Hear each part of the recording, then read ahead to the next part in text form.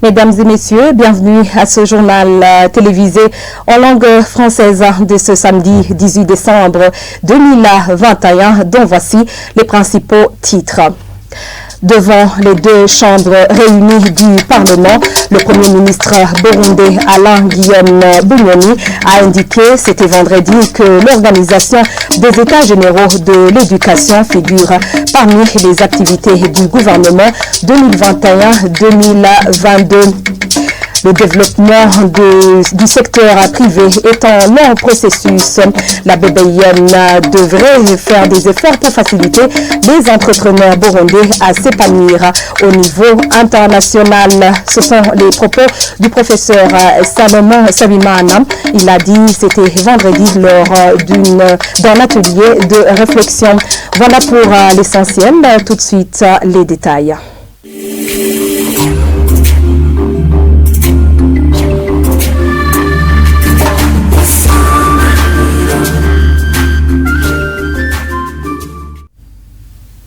Encore une fois, bienvenue.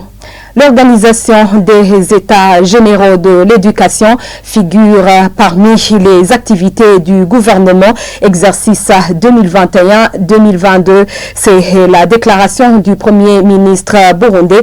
C'était vendredi lors de la présentation du rapport du plan d'action du gouvernement burundais devant les deux chambres réunies du Parlement.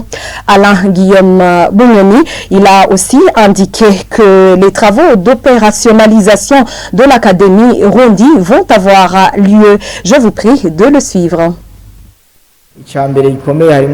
La première activité importante est l'organisation des États généraux de l'éducation. Figure aussi dans les priorités l'octroi du prêt bourse aux étudiants. Il y a aussi l'appui à la restauration pour les internes, la recherche des équipements nécessaires des écoles, mais également veiller à ce que les filières, sections répondent aux besoins du pays pour que les élèves étudiants soient orientés dans les filières et sections utiles, quitte à ce que nous ayons des experts dans les domaines que nous avons plus besoin.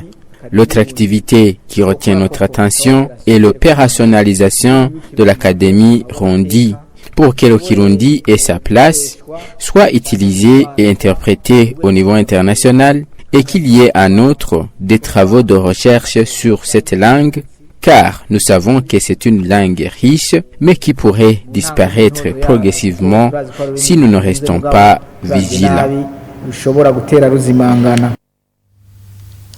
29 convois de réfugiés composés de près de 6 000 personnes ont été reçus par le gouvernement burundais. C'était depuis le mois d'octobre jusqu'en décembre de l'année en cours. C'est ce qui a été annoncé par le ministre de l'Intérieur vendredi lors de la présentation des réalisations de son ministère pour le deuxième trimestre de l'exercice budgétaire 2021-2022. Gervais Ndira Kobucha a précisé que depuis octobre, le Burundi a déjà octroyé le statut de réfugié à plus de 235 familles de provenance de la République démocratique du Congo. Je vous prie de le suivre. La tenue de deux réunions avec les leaders des confessions religieuses vraies au Burundi, la tenue de 5 réunions avec le PNUD, HCR, pour identifier les sites où sera installé des villages ruraux intégrés dans le cadre d'accueil de nos frères rapatriés. 29 convois composés de 5 851 ont été accueillis et tous les ménages ont reçu une assistance à matériel divers. Une mission de sensibilisation pour le retour a été effectuée en République démocratique du Congo. Les réunions pour la cohésion sociale ont été tenues dans les communes de Bugabira, Busoni, Brambarangwe, Chibitoki, Kirundo et Nega. 2000 enfants nés dans les camps de réfugiés ont été identifiés dans les communes de Gihanga, Mutimbuzi, Buganda, Rumonge, Bugendana, Nega, Gihogazi, Mishiha, Gisagara et Tchendajuru. 200 couples de rapatriés ayant contracté le mariage dans les camps de réfugiés ont légalisé les unions libres.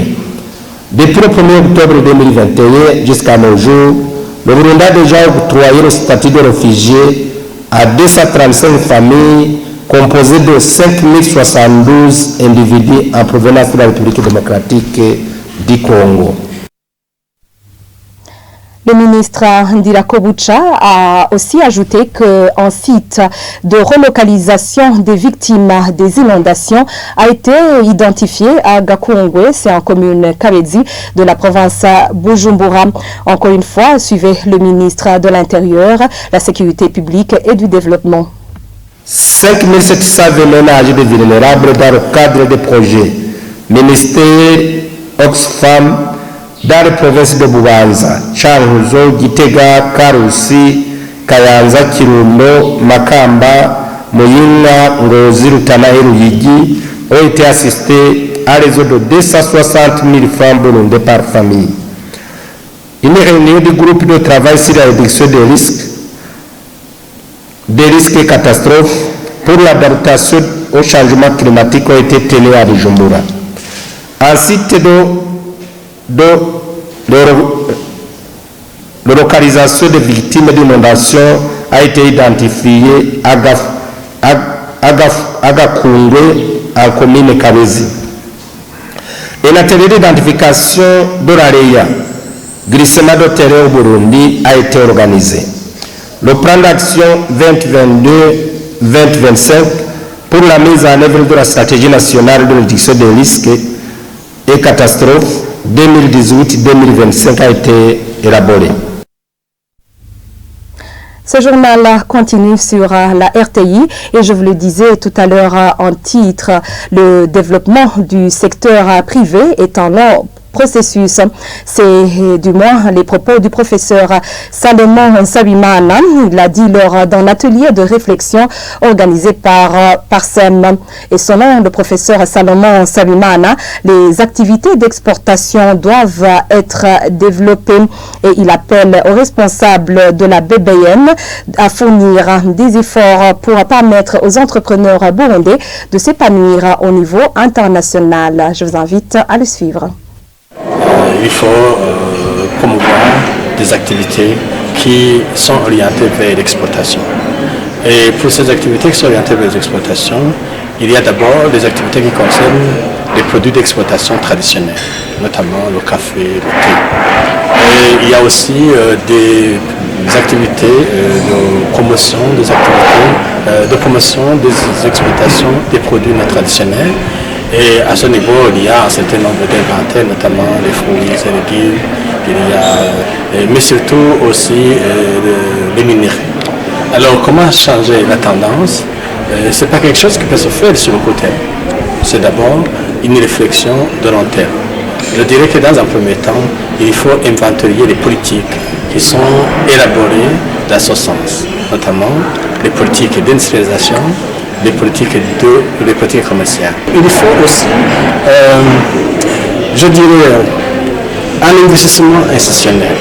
C'est-à-dire si BBN est aujourd'hui considéré comme le moteur de la valorisation, de la certification de nos produits, il faut que ce soit une structure qui a l'image, qui a les capacités pour faire cette activité, autrement dit, avoir BBN à l'image des autres structures, dans les autres pays, je veux dire. Coup d'œil à l'étranger avant de boucler ce journal. La Russie propose des discussions dès ce samedi sur son projet de traité. Ce que veut Moscou, c'est d'empêcher l'élargissement de l'OTAN sur ses frontières ouest.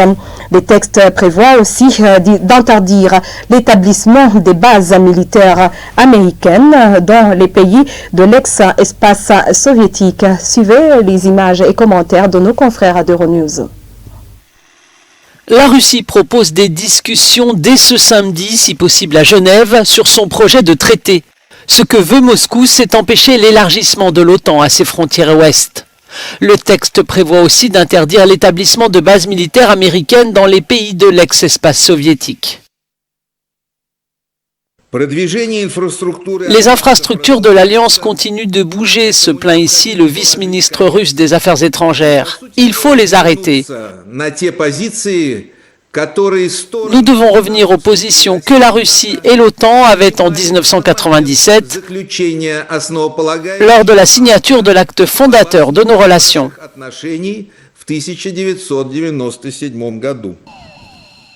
Moscou craint plus que tout l'élargissement à l'Ukraine et la Géorgie, candidates à une entrée dans l'OTAN. Nous avons été clairs en tant qu'États-Unis et avec les 30 nations de l'Alliance de l'OTAN. Nous sommes prêts à dialoguer avec la Russie. Nous avons dialogué avec la Russie sur les questions de sécurité européenne au cours des 20 dernières années. Les documents russes sont publiés alors qu'Américains et Européens accusent Moscou de préparer une offensive militaire en Ukraine. On aurait pu deviner que la Russie tenterait en menaçant l'Ukraine d'exiger des concessions stratégiques de la part de l'OTAN et de l'Occident en général, explique ici le ministre des Affaires étrangères lituanien. La question est de savoir s'il faut accepter de telles concessions. J'espère qu'elles seront rejetées. La Russie a massé récemment des centaines de troupes le long de l'Ukraine, une inquiétude réelle car Moscou n'a pas hésité à annexer la Crimée ukrainienne en 2014.